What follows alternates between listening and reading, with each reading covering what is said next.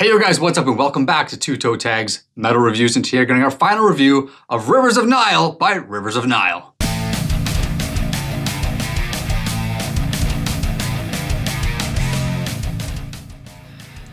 So here we are. This was a highly anticipated album for both of us. Yep. A lot of people really hyped for this album. This band kind of just blew up with Where Owls Know My Name, which came out in 2018. It's on the Two Toe Tags list. We talked about that many times. The Work, we also reviewed, but not on the Toe Tags list. Now here we are, third time reviewing this band. I'm just gonna kind of revert back to some thoughts we had on our first impressions, just to kind of elaborate a little bit on them after a week of listening to this album. So one of the things we said, and I think we kind of both agreed on this, was that this album was kind of in between Owls and The Work, as far as its quality on our first impression goes. I said I felt like it was more towards the quality of Owls, like more on the higher end of quality. And after a week of listening, I think that opinion has kind of shifted and kind of maybe gone the opposite direction. This album kind of went downhill for me. And it's hard to really pinpoint exactly what went wrong or what any problem was, but I felt very uninspired listening to this album, aside from a few key points and moments, which I will get into. But I just felt like the vast majority of the songs in this album, and I'll just like tracks 1, 2, 7, 9, and 10, basically all kind of just didn't do anything for me. And that's a little harsh because that's half the album right there. Right away, that's half the album that I feel like is kind of a slump. And I didn't feel that way on my first impression. It's kind of surprising that those songs kind of did start rubbing me the wrong way or kind of not really piquing my interest as much, especially considering how hyped I was for this. But I mean, I give them as much chance as possible and they just weren't doing anything for me. Now where the album did shine for me is, I'd say 3 songs, but 2 specific songs. The one that kind of shined that wasn't a superstar was track number 6, House of Light. That's one of the first songs that kind of started standing out to me. And I was like, okay, this is something that's actually doing something for me. As far as what it did, I don't exactly even know. It's just like every time the song came on, it caught my attention, right? And it's hard to even pinpoint why it caught my attention. I think the chorus might have been a little catchy. I'm not exactly sure. There wasn't anything specific, but it did something that other songs didn't. The 2 songs that I think were the highlights, Criminals, which we said before was the highest part of the album already. I think that remains. Criminals is, still probably the best song on the album. And I talked about that little drum break thing. It's like probably my favorite part, but I wanted to just emphasize on that a little bit. The drum break part's cool, but then there's these 4 like just crunchy bass notes right after the drum fill that leads that back into the song. I think that was sick as well. And that's something that I really look forward to listening to every time that song came on. The other song though, that I think kind of rose from kind of pit to pinnacle, if you want to put it that way, something that I didn't care about at the beginning and it rose up to like one of my favorite songs in the album, is track number 5, Water in Time. I think this is a great example of just really good songwriting, really just well performed emotional song. I love how moody this song is. It feels so angsty. It wasn't about the drums, it wasn't about the riffs. This was all about the feeling about this song. And I really think they did a really good job on this track, just driving it home in that aspect alone. And when I'm listening to a song and it's emotional like that, it does something for me, right? So with all that said, I'm gonna leave it with one more note before I pass the floor to TV Fish, because I'm very curious what TV Fish thinks after this week. American Death is a song, we reacted to it. We made comments about it sounding like Eternal by Mushroomhead, the chorus. And I just have to say that is something that perpetually bothered me this week, to the point where it almost ruined the whole song for me. And I was just skipping it.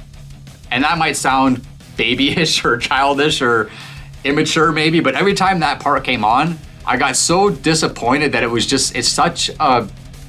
feels like such a blatant ripoff of Mushroomhead that I just got disappointed. I went, no, fuck this. I'm not listening to this, and skipped the track. I feel like it's just such a shame to have that on there. And again, it could be a wild coincidence, but it's hard to ignore it. It's hard when you're familiar with the other song. It's hard to ignore when you're hearing another band do something that sounds so similar. So that to me is a big stain on the album, and I wish it wasn't there. I did reach out to the band a couple times and asked them, is this a coincidence, or where'd you get the inspiration for this, or what's up with this? And of course they don't respond. They didn't respond, and I don't expect them to. Like, who am I, right? They're not gonna respond to me. But I tried. I tried to get an answer just to see if there's some sort of connection there, right? If I'd got an answer, maybe it would have made me feel better. And I'd have went, okay, that makes a little sense. Maybe there was inspired by Mushroom Head. Maybe they did get this inspiration from somewhere else. Or maybe if they said it's a complete coincidence, that also might have just eased my mind a little bit. Yeah. But the fact that I'm left here wondering if they just ripped off another band deliberately, it puts a bad taste in my mouth. And I don't think that's what happened, but I can't help thinking because it sounds so similar. So with that said, my thoughts, I guess, as you can tell, are kind of all over the place on this. TV Fish, what say you? I couldn't get over it.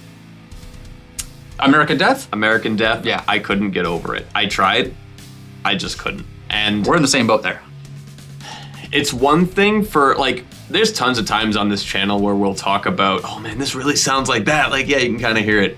This is way closer than normal, especially because lyrically, and even the phrasing, you know? Like, everything the rhythmic phrasing a lot, it's so similar, and it just did nothing but bug me, unfortunately. But it got to a point where it went a little bit beyond that, where I was thinking, like, this chorus just doesn't really fit the song. Because another thing, it feels out of place for the song itself. Outside of that chorus, it's a sick song. Like, I really like it. And I'm like, yeah, this is a rad song, you know, from stuff like the riffs, the syncopated grooves, that little laugh the harsh singer does, like a little bit before the guitar solo, after he says American Death, he starts laughing a little bit. Super subtle, and I love that, and I love details like that. It's just this chorus held this song back. Like an anchor. Like an anchor, yeah. And I couldn't get over it, but like I said, I feel like it doesn't really fit. And I remember when we reacted to it, we called it out. We're like, yeah, they're gonna do this melodic chorus, we can feel it, and then it happened, and it just so turned out, wow, this sounds exactly like another song. Yeah. So it's kind of a double whammy there of like, I don't really think this fits, I think it should have been reworked, and it sounds too much like something I already know for me to really enjoy the song as much as I could. Because outside of that, it's great, and that's what's unfortunate, but I couldn't get over that. I just couldn't. Another thing, and I mentioned this last week as well, I believe the Suborbital Blues and Dustman should have been swapped. I think you did mention that, yeah, and that makes sense. After a week of listening, Dustman is still a better idea for an opener. For some reason, Suborbital Blues just started to annoy me, and I don't know why, because I'd put the album on, I'd listen to this, I'd be like, okay, can we get the Dustman already? Like, come on, and there were a few moments where I even skipped it. Yeah. But so then what I would do is swap those and then rework the ending of Suborbital to have the lead into Criminals. But yeah, I think Dustman's a sick way to open a record. It should have been the opener. I think Dustman's a sick song in general. I know it wasn't really happening for you. I thought it was great. There's this really cool, so in this small part of the bridge before they play the chorus out, the drummer does this awesome 4/3 figure, which is cool because it's for one single bar of 6/8, which kind of amounts to like 2 bars of the figure of 4. So it lines up so he can land on one. Super duper cool piece of depth there that I found in Dustman, and that stood out every single time I heard the song. You know, and that's the kind of thing that's great for an album. For when we review stuff, if you have songs that have things that stand out like that, it's a great sign. So another small thing about Suborbital Blues that was pissing me off is the fact that they're trying to give the listener tinnitus. Really? At the 1 minute 11 point of Suborbital Blues, there's this high-pitched frequency that just shows up for a few seconds and then leaves. Why is it there? What is it doing? What is the purpose? I'm not sure if my old ears caught that at all. Like, every time I heard it, I'd think, I'm like, is there like a truck backing up near me? No. I'm like, oh, it's the song. What is that? Why is it there? What the fuck is this doing here? I do know what you're talking about, but there's more of that in this album. I think there is a few of it in the album. It just sound kind of like horns or honking or something like that. It just sounds like a high-pitched frequency. And I think it just happened a few times in the album, but that one I noticed, and that was also pissing me off. Yeah, there's some parts that sound like a construction site or something. Like, I feel like I'm hearing this as Suborbital Blues, and I'm thinking, I feel like there might be a really creative explanation for why this is here. It's just not landing with me, because not only can I not really think of what this is or why it's here, but like, get it out of here, I don't like hearing it. And I know we've had that happen with some reviews on this channel before, where it's like there's a maybe I'll see like this interesting thing, be like, yeah, it's kind of like that, and then you'll think like, well, yeah, that's cool and all, but it wasn't really pleasing to my ears when I heard it, right? Yeah. And then that's one thing that's difficult, is that there's an infinite amount of possibilities for creativity and concepts and stuff within the art, but you have to make sure that it still is palatable to the ear. Mm-hmm. So there might be a really cool and interesting and creative reason for why that's there, but I couldn't find what it was, and I didn't really end up caring because it was annoying when I heard it. It simply doesn't sound good. It takes you out. It breaks that immersion. Yeah. Weird creative choices sometimes. Mm-hmm. So I'm with you on Criminals. It's the best song on the record, one of the best songs of the year. That drum break is super duper awesome. Mm-hmm. It's a really good example this is like what this band is capable of. This is the awesome shit they can do. Yeah. You know? Yeah. And I also believe that Water and Time is another example of the awesome shit this band can do. That song could have come right off of Where Owls Know My Name. Because that album, one of the reasons why that album is such a masterpiece is that it envelops you in such a big, grand atmosphere, and it's amazing. Water and Time puts you there. And it's kind of cool that the break section of the album is actually 3 songs. Like Despair Church, Into Water and Time, Into House of Light is the break. So it's kind of cool they have this 3-song stretch that does that. I think that's really interesting. True, yeah. And all 3 of those songs are good, but Water and Time is definitely the winner here. That's a phenomenal song. I think it has this awesome build. Everything they do in that track serves the song really well. Like, they killed it with that track. Love it. The Bridge of Despair Church is also cool. They got like this evil shuffle that's going on. It pairs well with Water and Time. I still think that ending section should be its own interlude track. I think that'd be really cool. The saxophone part, yeah. Because it doesn't need to be stapled onto Despair Church. It kind of feels like it is an interlude. It should be its own track, super quick, to bridge between the 2 halves of the album. Mm-hmm.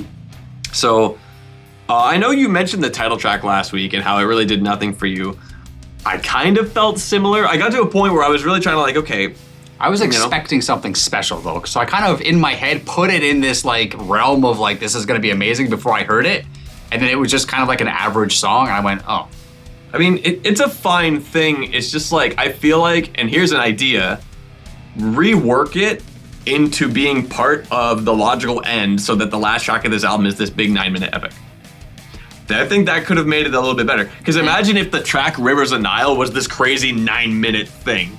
That would be a lot more special than just like this 2-minute ending. If it was 9 minutes of what it was, I think that would have been a major fail. It has to be 9 minutes of something good. Well, that's the thing. Like, rework it into being integrated with the way that the logical end is. Yeah. So obviously it's like, okay, we got these 2 things. How do we put these together and make it work really well? And you can do that for sure. Yeah. And I think that would have made the ending in this album a lot more powerful. Yeah. But I mean, the title track just kind of felt fine in that regard. Mm-hmm. So, we weren't that favorable of the work. And I listened to Owls and the work throughout the week just to see, okay, how do they hold up, right? Owls is still a masterpiece. I love that record. Oh my God.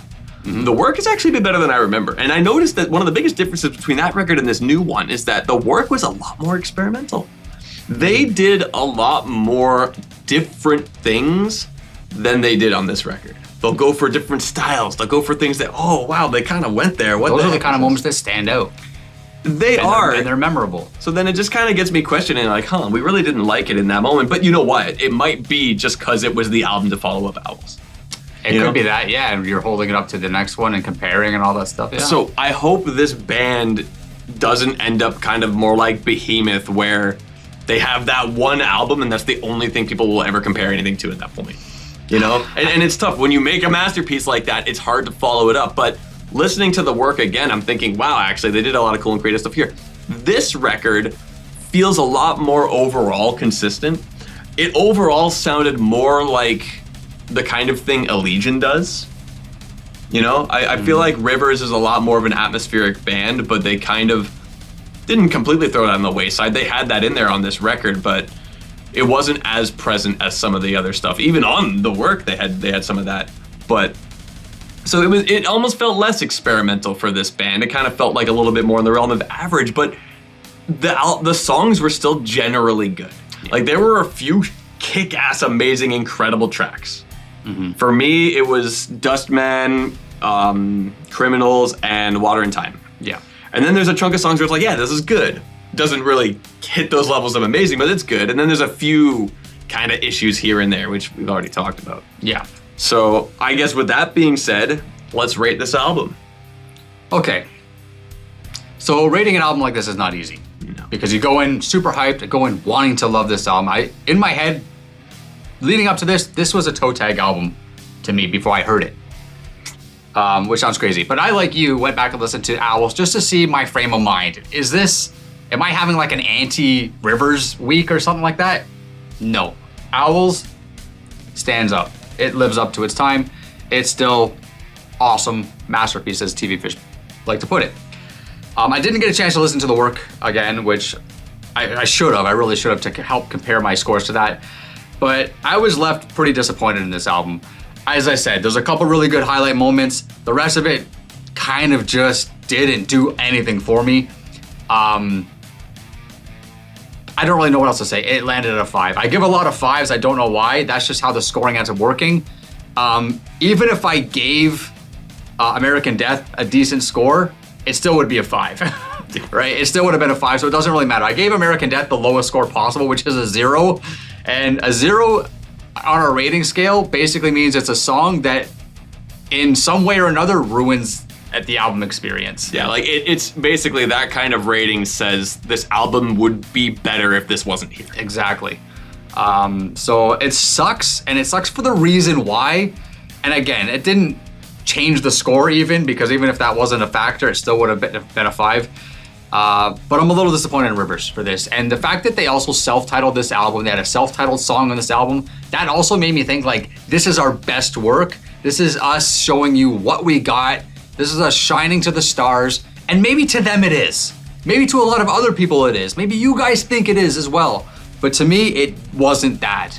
And as a fan of this band, it left me feeling like there's an empty void that just wasn't filled with this album. I mean, to be fair, I feel like with the lineup change that they had, having this be a self-titled record is almost like a reimagining of themselves. Like, this is us. Very well. Could be very well. That was us then. This is now Rivers of Nile. This is what we are today and going forward. Yeah. Now, I guess I didn't feel that harshly about American Death that you did, because I still liked it. It's just this one thing held it back from. If the chorus problem wasn't a problem, it would have been. I would have loved it. If that one thing happened one time in the song, maybe forgivable. But the fact that it's there 3 or 4 times, it's the chorus. It's the chorus that amplifies the issue. Yeah, but I mean, if that problem wasn't there, then it would be among my favorites on the record. Yeah. But anyway, I do think it's the kind of record where there's actually not that much on it that like sucks. I feel like there's some like super awesome stuff, but overall, good. There wasn't much on it that like really was just bleh. And I already mentioned what those were, and only a few things here and there. So it felt solid to me, but it wasn't really gonna break through that glass ceiling of making it to toe tag territory for me. So it landed at a 7. Wow. I'm actually surprised your score was that high. It was solid because it was generally good stuff with some greatness, but there wasn't enough worse things to drag it down further. So it was just kind of like, yeah, it's solid, but it's all relative to how much time you spent with it, right? We reviewed the work and we didn't give it it was higher for you, but the work was lower for me than this record. Mm-hmm. But listening to the work again, I'm like, oh, you know what? Maybe I kind of like that more than this one. And that's just goes to show. Times change, yeah. It's all the times change. How you feel changes. It could be a week, 2 weeks, a month, a year, multiple years. Like sometimes an album will click with you 5 years later. Yeah, you never know. Or a whole band can click with you multiple years later. Yeah, metal's a weird thing, man. Music's a weird thing. Anyways, guys, that's it for this review. So leave your thoughts down below and let us know what you guys think of this album after it's been out for a whole week. If you agree with my opinions, if you agree with TV Fish opinions, and let us know your own opinions of this album, your favorite tracks, all that fun stuff down below. Subscribe if you guys are new to the channel. I'm Bile Self. I'm TV Fish. We'll see you guys in the next one. Thanks for watching.